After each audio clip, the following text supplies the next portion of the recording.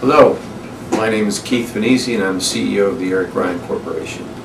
You know, it was almost 20 years ago that I began to realize that not all utility and telecommunications billings were being billed properly. And from that vision, the Ryan Corporation was founded. And today we are 80 plus employees strong. I would hope you would take 10 minutes to view this PowerPoint presentation and determine whether your company and you have an interest in becoming one of the many satisfied clients that currently are working with the Ryan Corporation.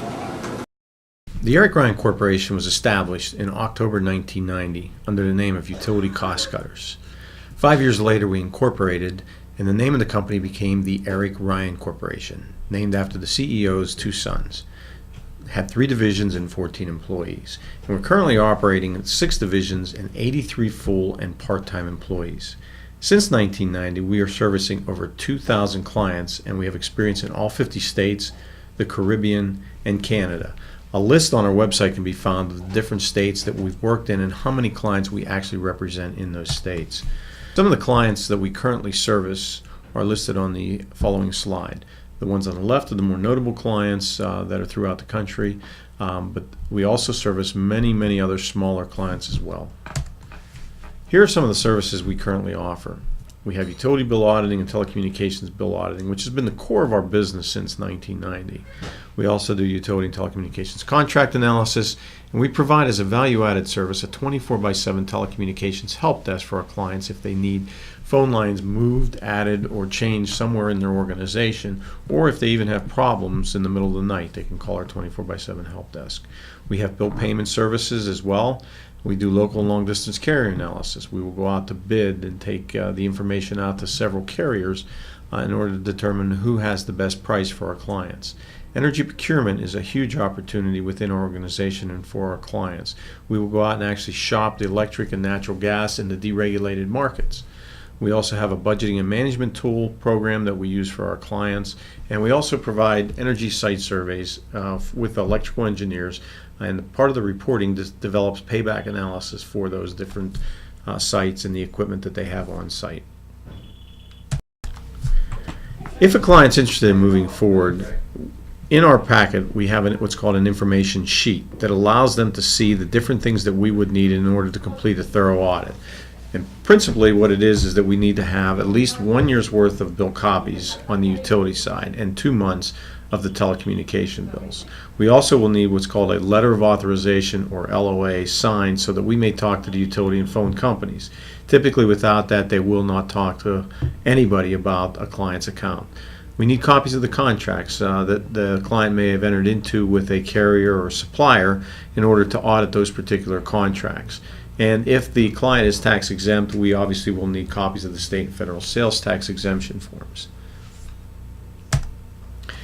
The next slide is an example of our letter of authorization. This basically allows us to obtain information, but does not allow us the opportunity to take over any or make any changes to the client's current billing. This simply allows us to obtain information and enter into discussions with the utility and telecommunications providers. The next slide is our client information form. This is important to have for our analysts in order for them to call certain individuals whenever they have particular questions about either a bill or a facility, and this would give information that will be very helpful in providing a detailed audit. Once we have all that information, typically the process works like this. The bills are then scanned into a system, and it is available then online for our account managers and auditors to view. This allows them, with the dual screens they have on each of their desks, to view the bill images and also to see them and key them into an Excel spreadsheet program that allows them to provide a detailed audit. Bills are then passed on once they're keyed and reviewed for billing errors to the account managers, and then trouble tickets are opened if there are any billing errors that are found or any type of questions that may come up during the process. We open tickets up so that we can keep a detailed track of the particular items that are still pending as far as without resolution.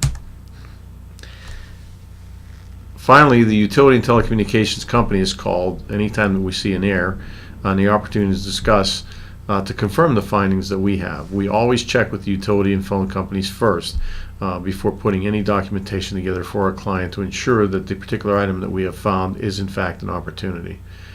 The audit report is then compiled and presented to the client, and typically it takes about 90 days. Here's a list of some sample billing errors that we tend to find as we do our audits. There's estimated reads occur that happen on utility and natural gas electric bills. We also find a lot of times ring no answers. We as a company will call every phone number that our clients are paying for to determine if in fact someone at that organization picks up the phone and not some other company or person that lives several blocks down the street. We also check for other things such as taxes and water and sewer read errors. All right. Here's an example of a spreadsheet that we put together when we perform our audit. And what this basically tells us is information that we see in the way of a billing error that the accounting department may not see.